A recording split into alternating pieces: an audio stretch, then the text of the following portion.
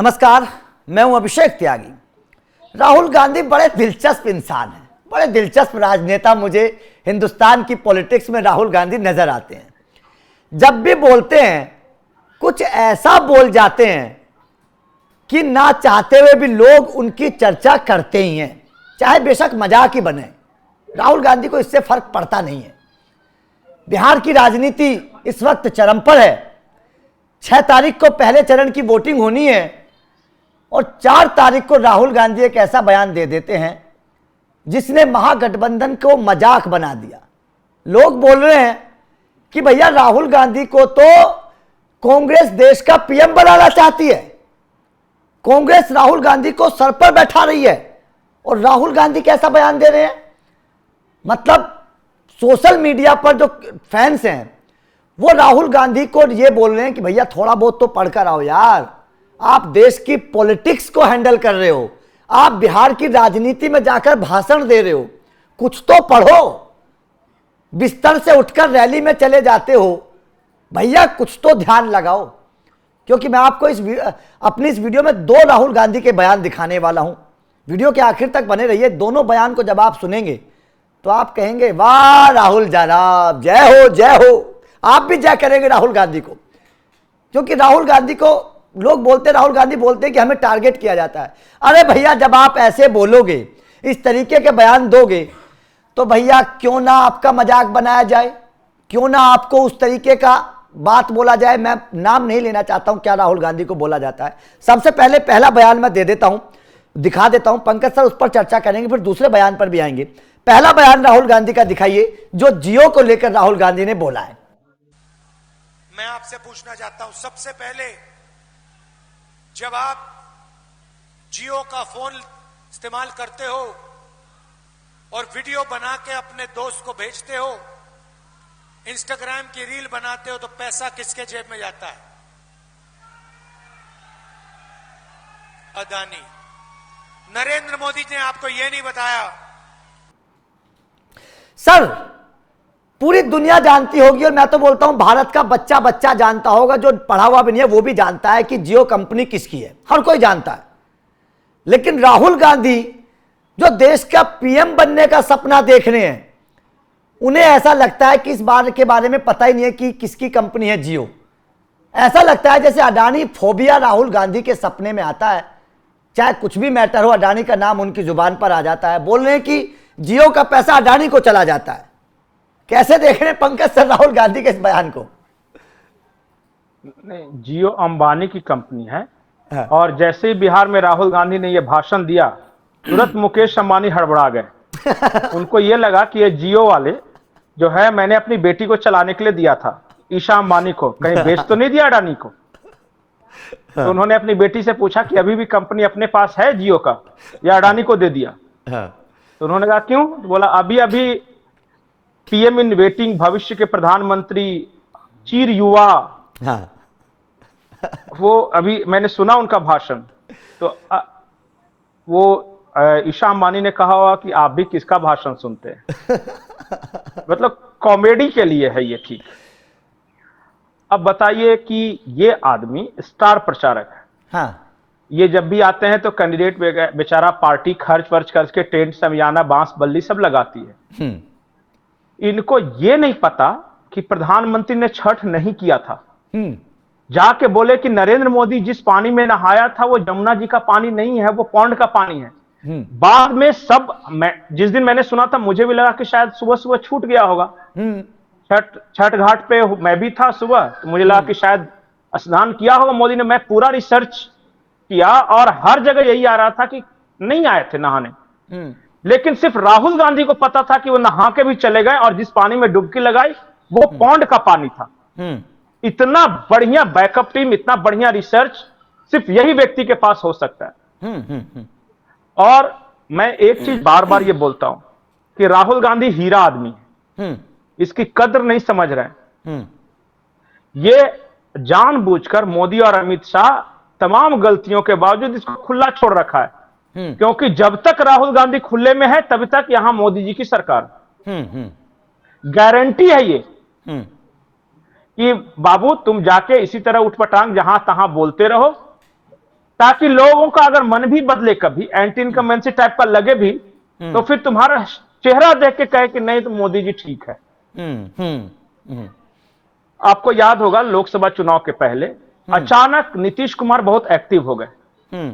उस वक्त नीतीश कुमार ने इंडिया गठबंधन की नींव डाली थी, नाम भले ही जो भी था, लेकिन वही जाके नवीन पटनायक और चंद्रबाबू नायडू और ममता बनर्जी आदि से मिल रहे थे।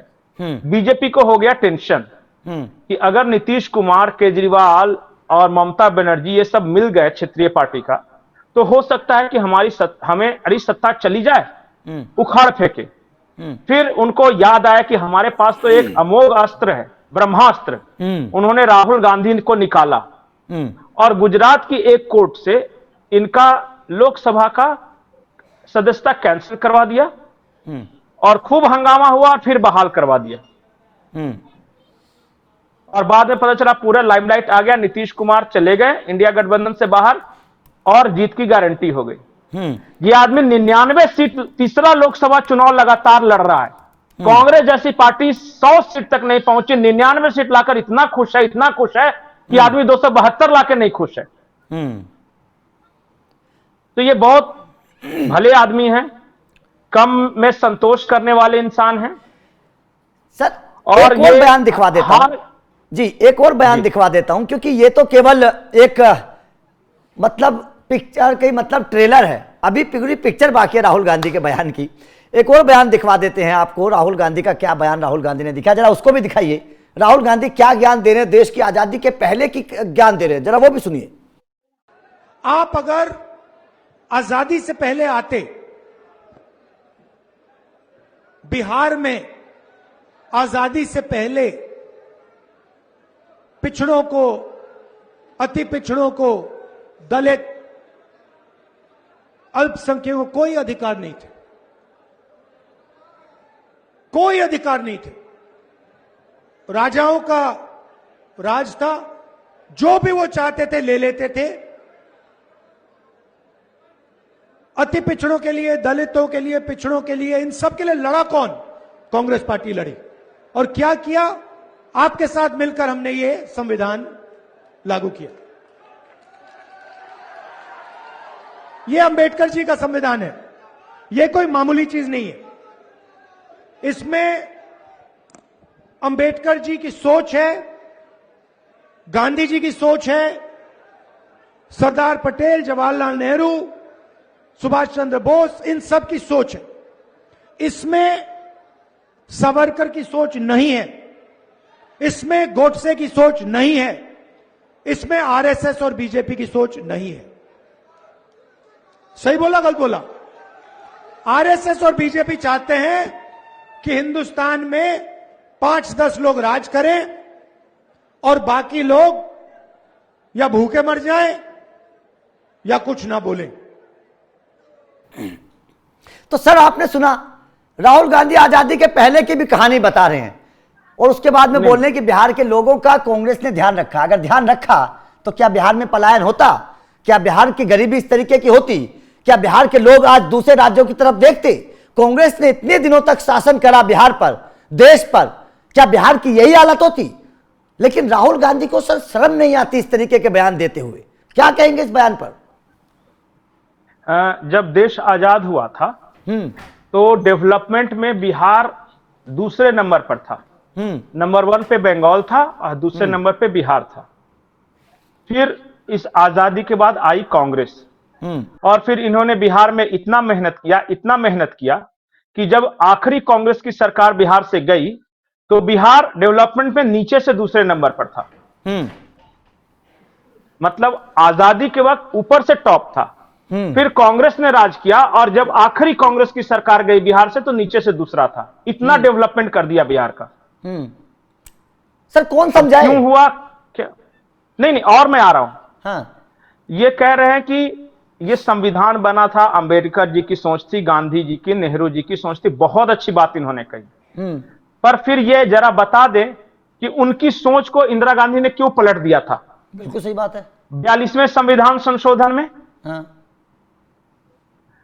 राजा रामचंद्र की, मतलब ये राम दरबार के चित्र हुआ करता था ओरिजिनल संविधान में, उसे किसने हटाया?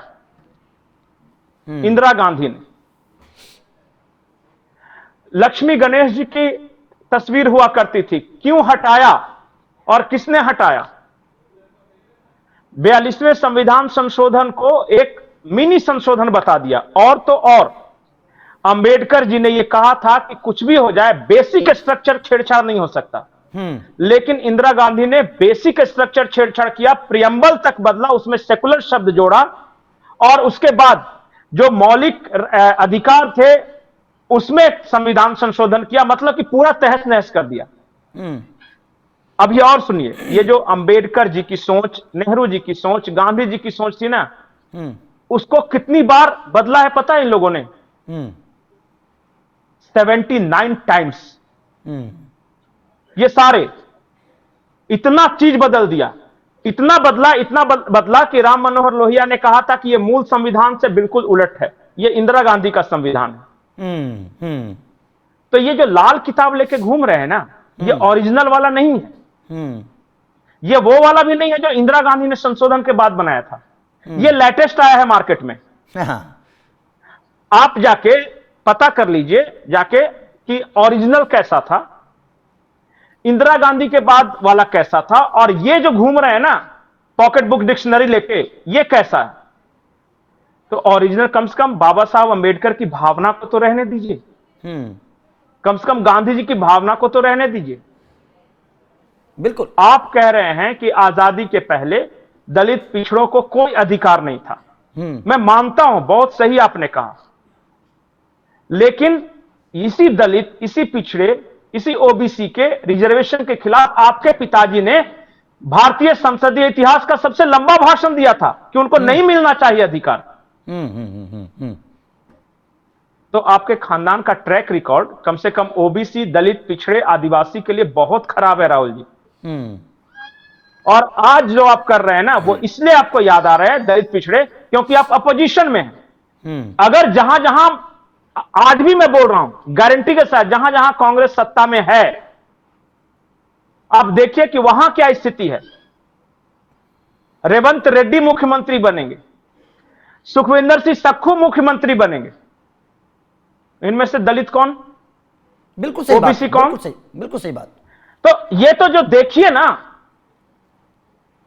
आप बताइए, आज भारत के इतिहास में सबसे ज्यादा एससी मंत्री नरेंद्र मोदी की सरकार में है, सबसे ज्यादा ओबीसी मंत्री नरेंद्र मोदी की सरकार में है। आप देख लीजिए, भारत का राष्ट्रपति एसटी है, भारत के चीफ जस्टिस ऑफ इंडिया दलित हैं, भारत का प्रधानमंत्री ओबीसी है, और आप कह रहे कि अब सब खराब है। और जब आपके टाइम में सिर्फ ब्राह्मण, राजपूत यही सब होते थे, तो उस टाइम बड़ा ये था, सामाजिक सौहार्द था। क्या यह सच नहीं है कि कांग्रेस ने सबसे पहले मंडल आयोग की सिफारिशों का विरोध किया था? बिल्कुल। क्या यह सच नहीं है कि जनार्दन द्विवेदी के नेतृत्व में इन्होंने सवर्ण राइट्स, मतलब वो सवर्ण अधिकार आयोग बनाने की पहल की थी उस समय? क्या यह सच नहीं है कि लालू, मुलायम, मायावती, कांशीराम, सारे नेता ये कांग्रेस के खिलाफ नेता बने, कांग्रेस के खिलाफ के आंदोलन में? इस देश में जितने भी पुराने ओबीसी नेता आपको मिलेंगे, जितने पुराने दलित नेता मिलेंगे, जितने आदिवासी नेता मिलेंगे पुराने, सभी कांग्रेस के खिलाफ लड़ते हुए नेता बने। ये कौन बताएगा?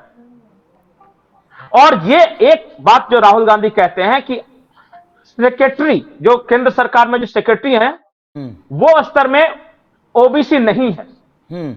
राहुल जी, ओबीसी रिजर्वेशन इस देश में कब लागू हुआ? 1992 में।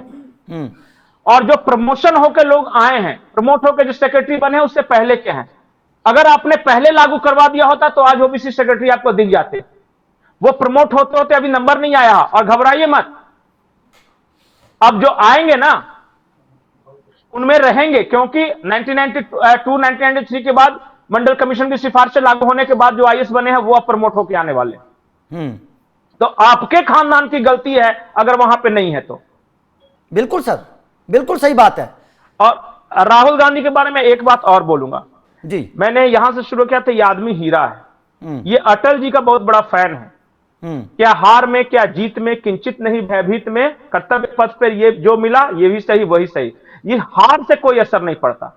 अकेला ऐसा नेता है जो 99 नॉट आउट है इस देश में। भारत के आजाद भारत के इतिहास में 99 चुनाव हारने वाला दूसरा कोई नेता नहीं है। लेकिन हैरानी की बात यह है कि फिर भी बना हुआ है। हैरानी की बात यह फिर भी कांग्रेस का सिरमौर है। तो क्या करें, अभी अगला पीढ़ी तैयार नहीं हुआ है ना, और इस पीढ़ी में यही नसीब में आए, क्योंकि वहां तो एक ही परिवार का चलना है।